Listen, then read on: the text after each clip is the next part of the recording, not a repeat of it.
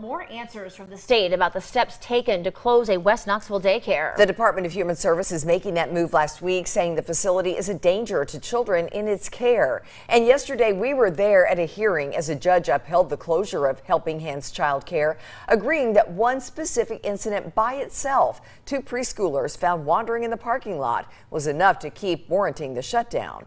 Continuing coverage now from WATE 6 on Your Side reporter Laura Halm. She joins us here in the studio. And Laura, is there a chance that Helping Hands could reopen? Well, DHS says that this is a temporary measure. From here, the judge has to issue a written order. Then DHS will decide whether to take further action.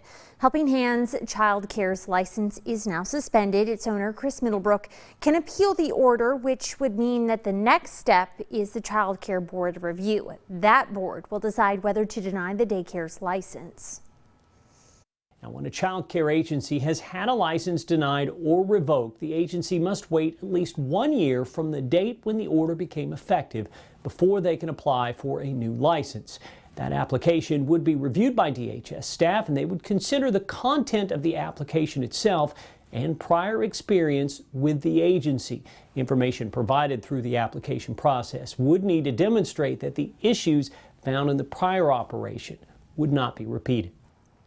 DHS saying a summary suspension is one of the most severe remedies, and to give you a better idea, I requested a breakdown of how many have been issued.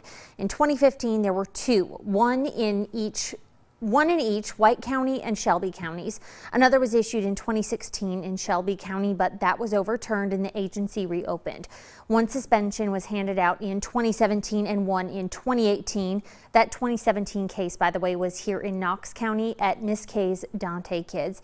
And then last week, Helping Hands was the first and only summary suspension so far in 2019.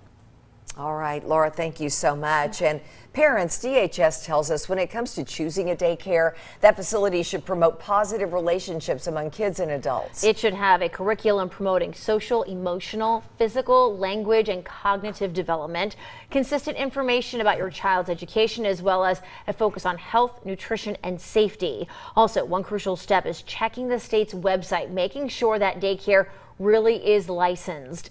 And we've made sure to put links for a complete listing of all the licensed daycares in our area on our website for you at WATE.com. Just click on the As Seen On section.